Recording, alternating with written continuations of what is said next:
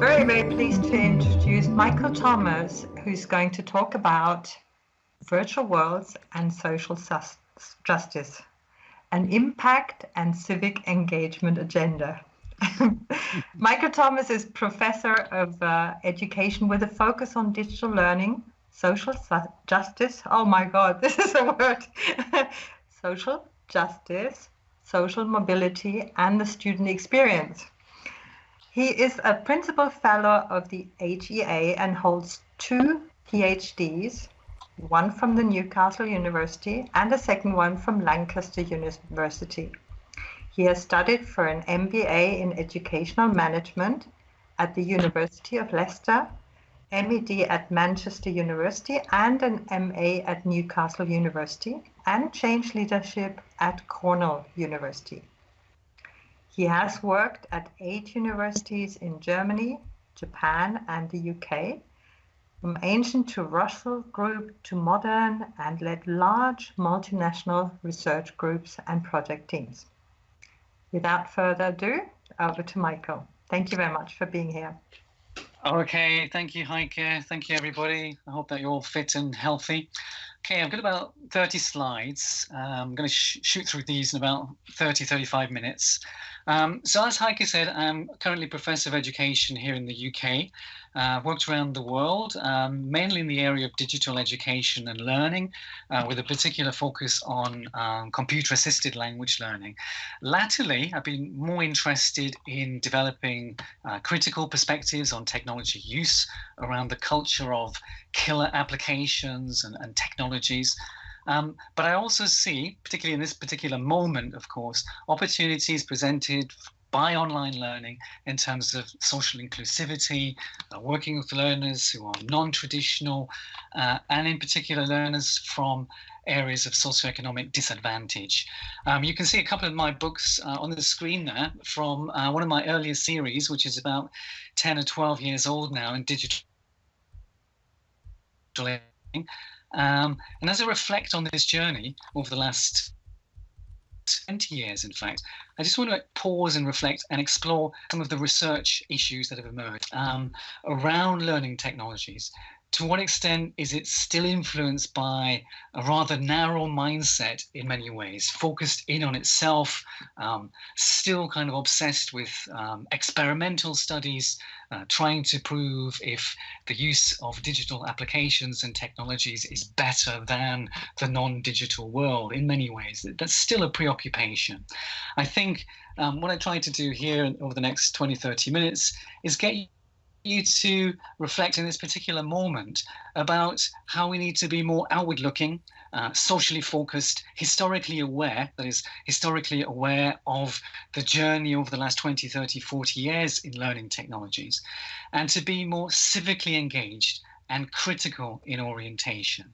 So this presentation offers you some reflections on where we are, asks you to consider, particularly at this moment where we have this global pandemic, a global crisis in public health, in which online learning has become so dominant. Over the course of a couple of weeks, almost everybody seems to be getting rid of their resistance to this form of technology, going online and using these technologies.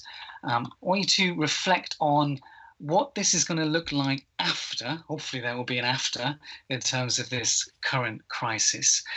Is this an opportunity for real progressive change in terms of the role of online education and potentially platforms like virtual worlds? Or will it be a way to continue the current, what many people call neoliberalization of education, with more casualization, more marketization within the educational sphere, and now, perhaps interestingly, with much or many fewer barriers to actual change? Let me just change the slide. Okay, so that's my series on digital education and learning. We produced about 20 different titles. Like I say, what we've tried to do is to focus in on critical and historical perspectives, to think against the grain of normalization, to question some of the assumptions around digital technologies, and to think about technologies in a much more problematical, rather than attempt to look at them in a normalized way. The idea, in fact, that learning technology should apply to all learners in all situations all of the time, and to call this into question.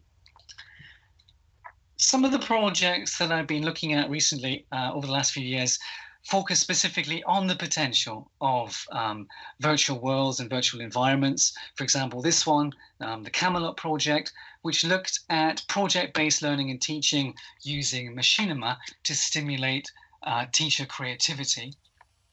And this one on the Guinevere project was a sister project which likewise looked at and tried to apply principles of game-based learning from the real world to virtual environments.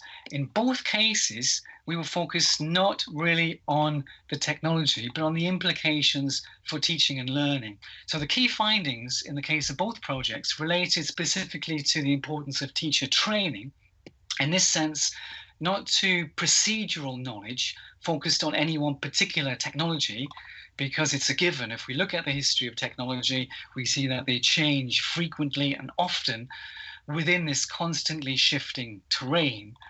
But to foreground, like I say, the importance of teacher training and the development of flexible teacher-educator mindsets, trying to think about teachers as someone who is capable of change, someone who's critical of the status quo, not merely a facilitator, but perhaps someone that we're trying to think about and reconceptualize as more of what we've called and what Stephen Bax called way back in 2011 as a difficultator.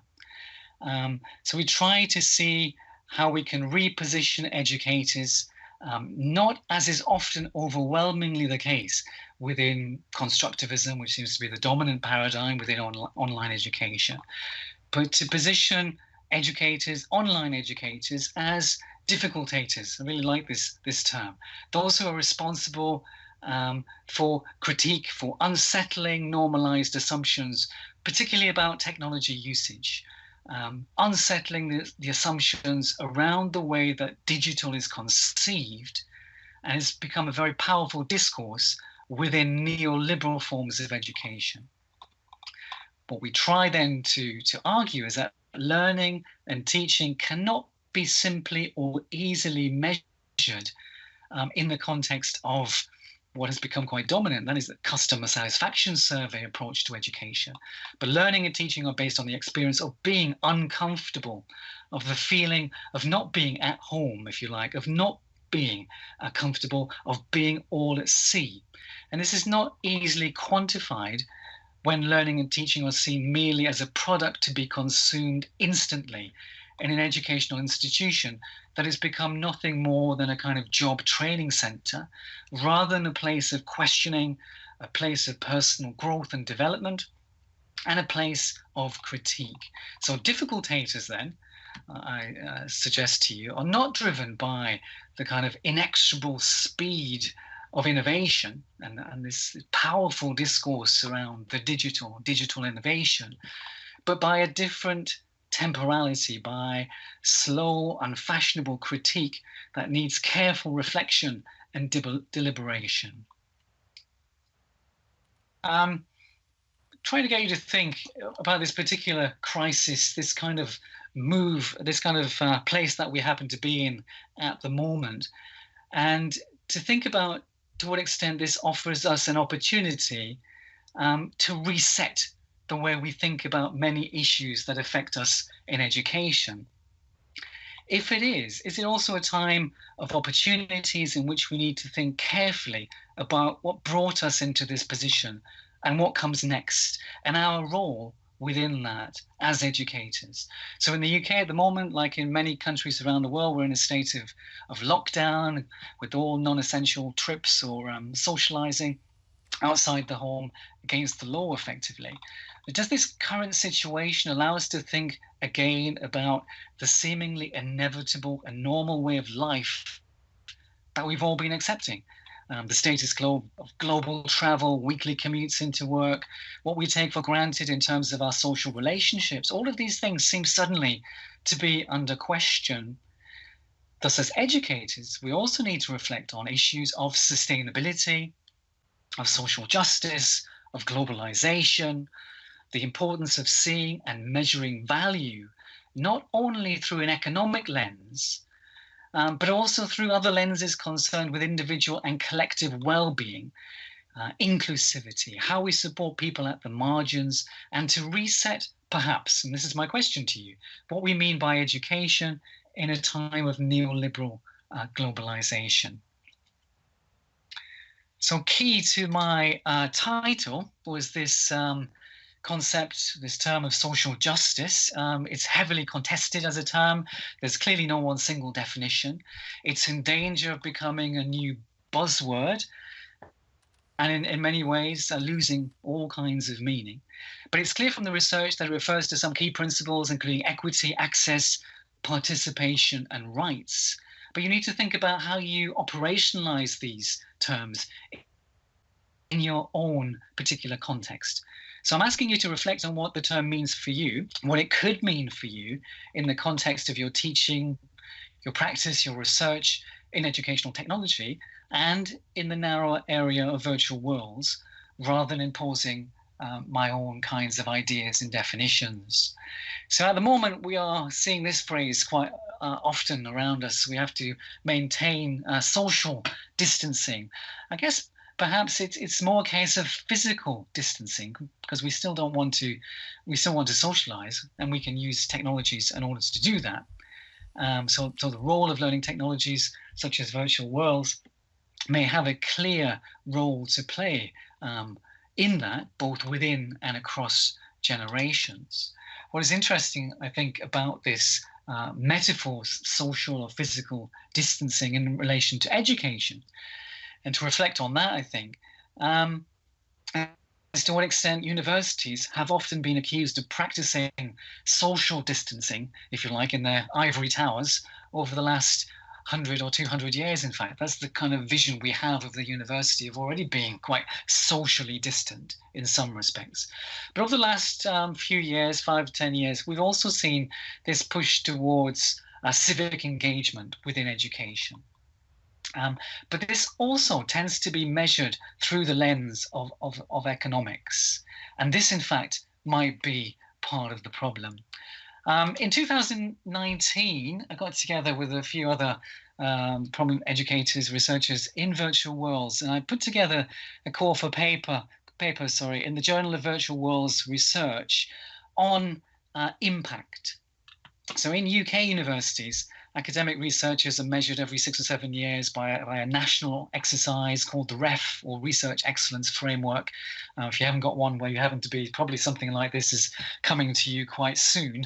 But within this framework, our work is measured according to the excellence of outputs or publications, the research environment, and what is called impact, or the way that we engage as academics outside of the traditional ivory tower or the traditional walls of the university. And while this can be seen as part of a neoliberal agenda, it's also potentially a very powerful means of subverting it. So like I say, earlier in 2019, I put together this special edition. But while we aspire to challenge virtual world educators to bring together the kinds of civic engagement they've been doing over the last 1 or 2 decades, we're a little bit disappointed in that we didn't get a lot of research input in fields such as medicine or the military, all these kinds of areas where a tremendous amount of extra institutional, extra academic work and research is going on in dealing with disadvantage or the global south, special needs education, health, illness and well-being, for example. But most of the submissions were focused merely on, and still on, experimental studies comparing virtual worlds with non-virtual world education. This is not new, of course. So just look at those words on the screen there. We're talking about a seismic shift, an educational tsunami. We're not talking about the current moment, or perhaps we are, in relation to what's happened over the last 2 weeks, and that almost everybody, almost every institution seems now to be teaching online. What we are talking about, in fact, these phrases come from March 2012. And at that point, what emerged, hopefully you can see that, was the debate around MOOCs. Quite interesting. So this is why, as educational technologists, whether we're in virtual worlds or wherever we happen to be in terms of our engagement with learning technologies and educational technology, we need more of a sense of history.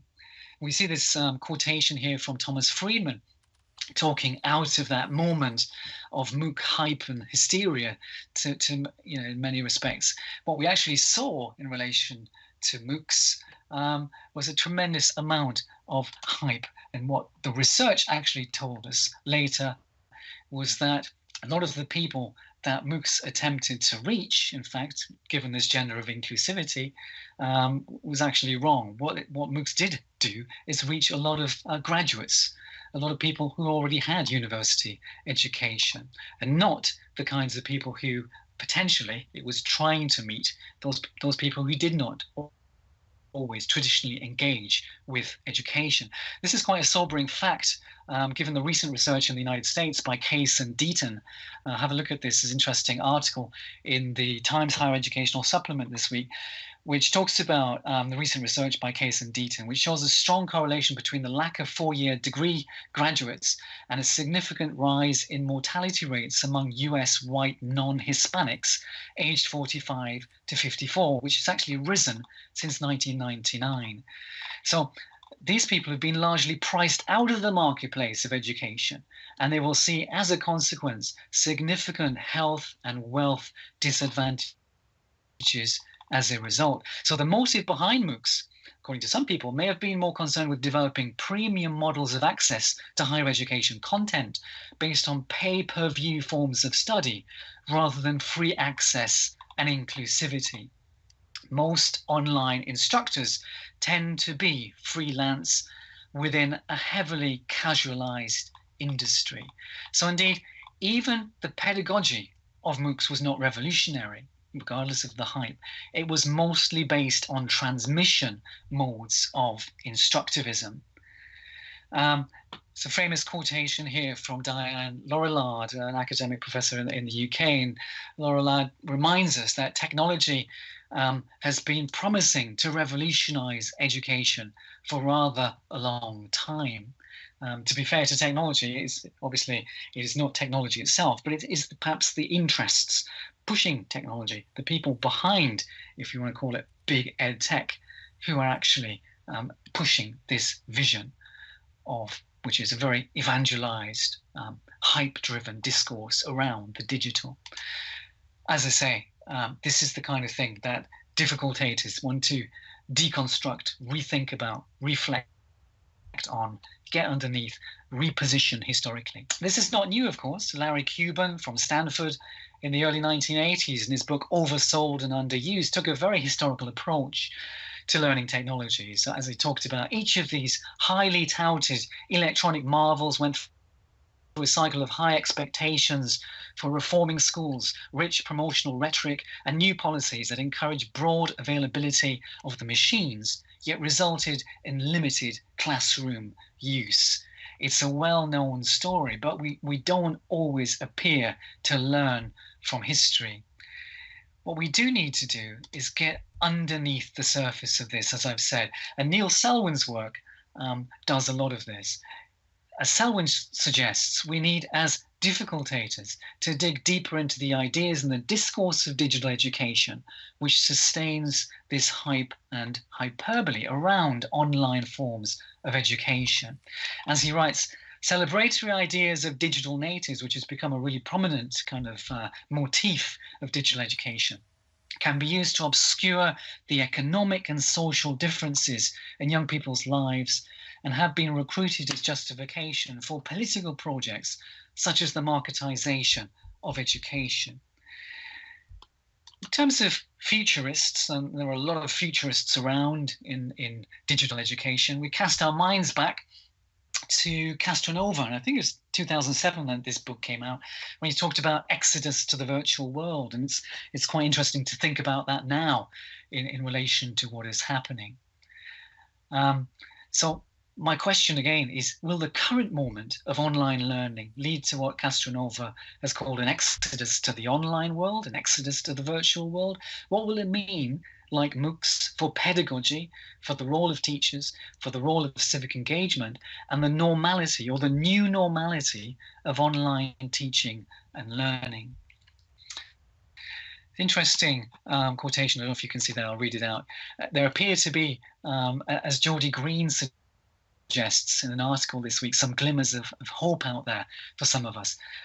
Anyone even minimally involved in teaching or supporting learning has over the past week witnessed a quiet revolution in which instructors have turned to teaching centres and instructional design units, as well as to colleagues, professional organisations, social media and the internet search engines to learn together about a range of digital tools they will need to use to teach remotely, and about the design consequences of those choices.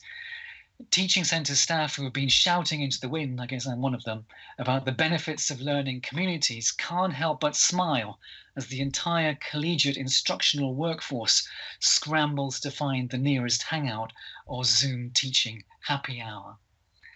So there has been this technology shift over the last few weeks, in many ways quite revolutionary, but albeit one in which learning technologies have been developed for other purposes and not necessarily based on good pedagogy. And that's an interesting slide showing the fact that often technology is used in quite traditional ways rather than leading to new forms of pedagogy. And this brings us right back to where we appear to be today. So a technological shift, access, going online, hasn't necessarily been, in this particular moment, underpinned by a reliable pedagogical shift. My question is really around this. What are the implications of this now that a lot of the resistance has been taken away to going online? How will that shape what we mean by online education? And like I say, a lot of my work has been around deconstructing some of the hype around this and trying to ground it in the research. So if we look at EdTech, it's developed over the last few years in a significant academic and commercial industry. Estimations now suggest it's worth upwards of $6 billion worldwide, but it's not always based on the research. That takes too long often for the timescales of the marketplace and for the need for instant and continuous innovation and customer satisfaction. So indeed, research findings such as this meta-analysis from the use of ICTs in the school sector in the UK tell us quite clearly that technology-based interventions tend to produce slightly lower levels of improvement, in fact, when compared with other researched interventions and approaches. If we continue a little bit with this from Steve Higgins, he also suggests that it's not whether technology is used or not which makes the difference, which is a familiar refrain, but how well the technology is used to support teaching and learning. In fact, what the research does tell us quite clearly is that we need to focus in terms of effectiveness on clearer target groups, distinctive and specific groups, rather than some kind of general everyman. And in fact, by doing that, there's a kind of tyranny in the use of educational technologies within our learning environments by forcing everybody to use them. In fact, people learn in different ways, and we need to pay respect to different personalized routes within learning, which may include, in fact, the need to opt out of using digital altogether. So Higgins reminds us that remedial and tutorial use of technology can be particularly practical for lower attaining pupils, those with special educational needs, or those from disadvantaged backgrounds, in fact, in providing intensive support to enable them to catch up with their peers.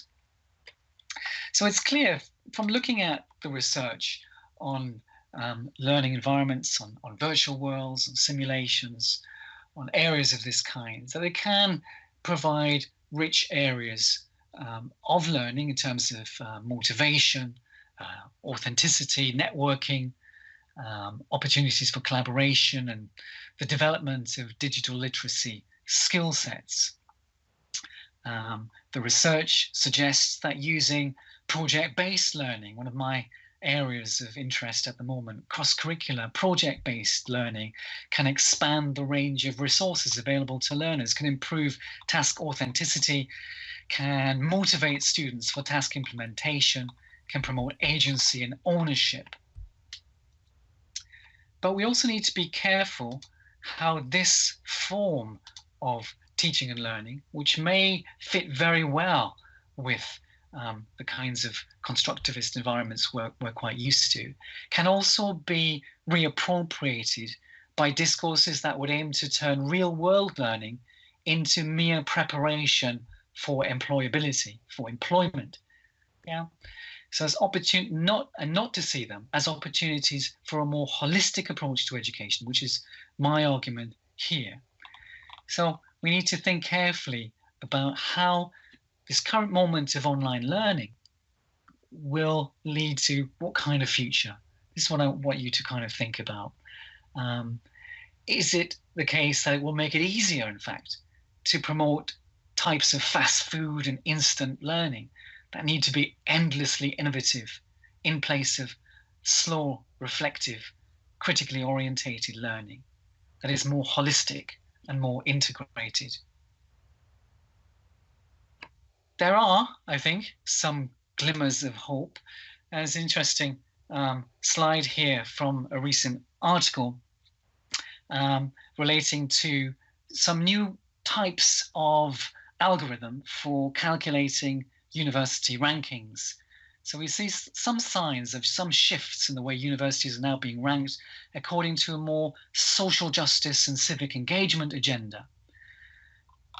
And it's towards these kinds of alternative measures of excellence that I encourage you to move and to consider in the context of virtual world best practices. Yeah. So my question for you today is, in what ways has and can virtual worlds, within this turn towards online education, what can that do to help us reflect on and integrate this kind of agenda? In order to escape the focus on trying to prove endlessly, as we saw in my special edition of the Journal of Virtual Worlds Research, in fact, that just one technology is better than another or better than face-to-face education. So we can think about these bigger agendas around civic engagement in relation to the United Nations Sustainable Development Goals, for example, towards seeing education and how we measure and evaluate educator and educators, interestingly, not purely through these lenses focused on economics and quantitative measures of excellence, but in relation to how socially just we are, how we improve well-being for our students and our teachers, as well as the people who work within higher education and education in general around the world. So that would turn what we do within digital education environments, within even this area of virtual worlds, to think about research in relation to how we search for new solutions and knowledge related to sustainable development goals, how we think about ourselves as stewards who are responsible for their own consumption and sustainability, how we think about the outreach of the activities that we do, working directly with communities, regions, and nations, how we think about our teaching in terms of inculcating a sustainable mindset in our students and alumni, not just seeing them, I guess, as sources of income and external income.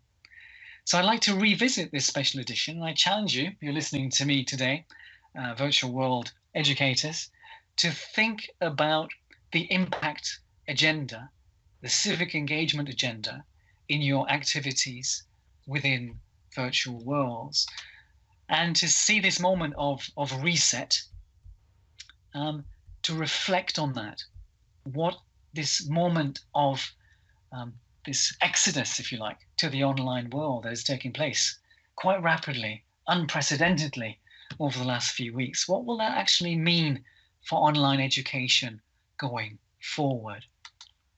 Yeah. So my questions to end today.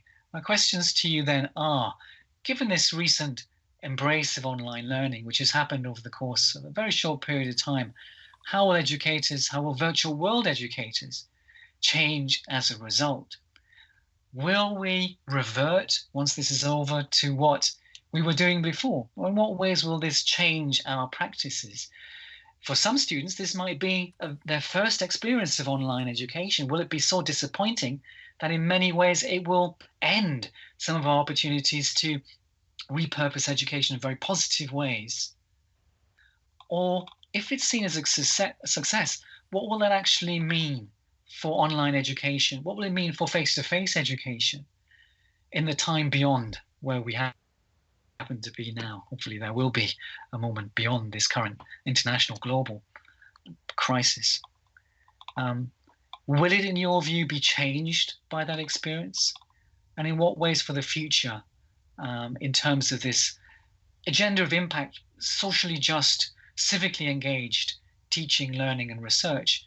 What forms of teaching, learning, and research will emerge from that?